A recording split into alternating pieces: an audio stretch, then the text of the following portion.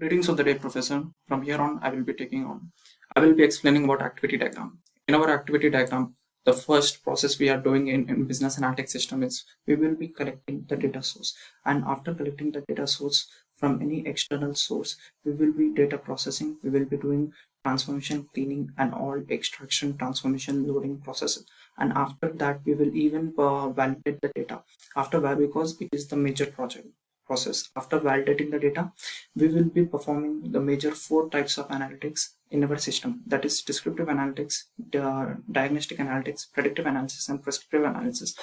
In descriptive analysis, we will be collecting data from the historical data and collecting the reasons, performing statistical analysis on it and collecting the historical data. After that, we will be proceeding to the diagnostic analysis, in which we will be using different models, analysis models, to collect the data about why a certain profit or loss happened for the particular organization in the past. And according to the data, we will forward this data to for predictive analysis, where predictive analysis will try to predict the future. And in this, we will be training the data. For training the data, we will be splitting the data collected into testing data and training data, and based on that, we will conclude with different hypotheses.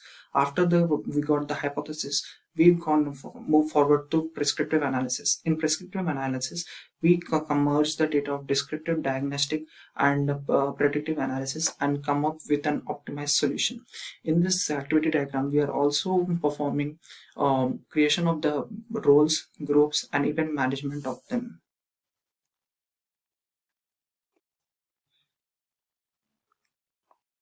Following it, let's look into the swimlane diagram. Swimlane diagram is a complex representation of the activity diagram. In swimlane diagram, we have considered a total of 5 different lines, in which the first line will be data collection and integration, uh,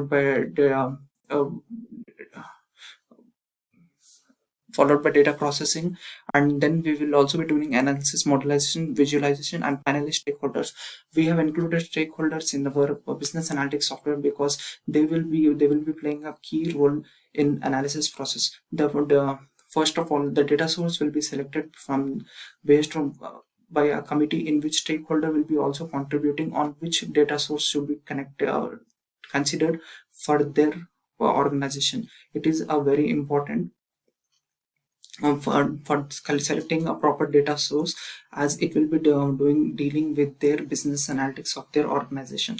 After that, we will be proceeding through different lanes by processing descriptive analysis, diagnostic analysis, and we will be we will even be creating visualization based on the insight generated from the analysis modeling. And after that, the data will be, after the creation of the visualization, it will be provided to the final lanes, in which stakeholders will be deciding whether to consider the visualization or they need to be as looping. And based on that, if there is no looping, they will consider it and they will try to implement in their organization. Otherwise, they will reloop it.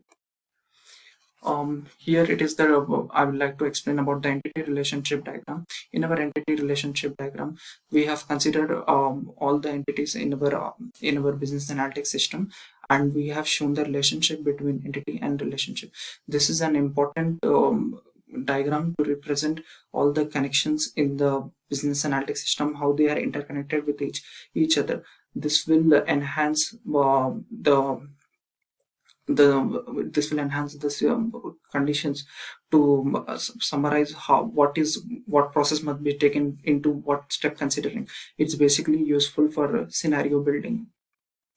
Next, we come to state transition diagram. In this state transition diagram, we have first implemented the login, wherein only a user can log in for three tries, after which it will get automatically logged out. Once the user gets logged in, he can perform multiple functionalities through different states based on the requirement. In this state transition diagram, a user can create first, he or she can select the data source. Later on, you can create the dashboards, and after creating the dashboards, you can create reports, visualizations, and also perform and for the visualizations and report, you can also create alerts And we can also create KPIs by extracting the features from our data. We can build KPIs. KPIs are nothing but it is a complete representation of the data which is required for a particular report analysis. And after that, based on the KPI data, we can even create the reports. Proceeding to the next, we have software system architecture model. For our business analytics system, we have considered the data flow modeling. Why we have considered data flow modeling is because in our business analytics software, the basic thing what happens is first the data is collected from different external sources and it is processed into different analysis, and finally insights are built, and even those insights are always evolving and keep changing, due to which data for, and even in our business analytics software there can be many updates which can be and which can be only processed to data flow modeling. Data flow modeling is helpful in modularity. When it comes to modularity, the data flow software data flow modeling is best because we need to if we need to perform multiple analysis at the same time, the modularity feature of the data flow modeling will be useful here. Even for parallel processing also it will be useful, therefore the performance will be improved. In software system hierarchy, we have drawn the software system hierarchical diagram, in which we have first considered our business analytics software, under which we have created total of 10 subsystems, and under each 10 subsystem we have created 10 components, and under each component we have created 5 details. The detailed view of the hierarchical diagram is available in appendix. Now I would like to discuss about the hierarchical design modeling of functions. In this hierarchical design modeling of functions, we can see that it is relatively simple, similar to the state transition diagram, but it is not exactly related to state transition diagram. The functional diagram represent how the system is designed, and the state transition diagram defines how it is behaved. So this is the basic difference between state transition diagram and the functional diagram.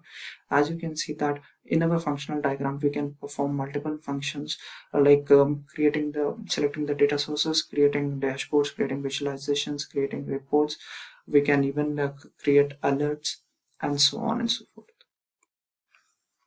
In our component diagram we can see that in our component diagram we try to implement what different components available in our business analytics system. And as we can see that when we go down the hierarchy, the granularity of the data components will be increasing, and even the attributes of all the systems will be defined. As you can see that for text boxes, we can see that where all in our business analytics system text boxes are used, and the constraints for those text boxes are represented in the attribute. So this is how the component attribute diagram is executed. And in a component attribute diagram is important for user experience, for building our business analytics system that is good for user perspective. Next, we have done our LOC based estimation.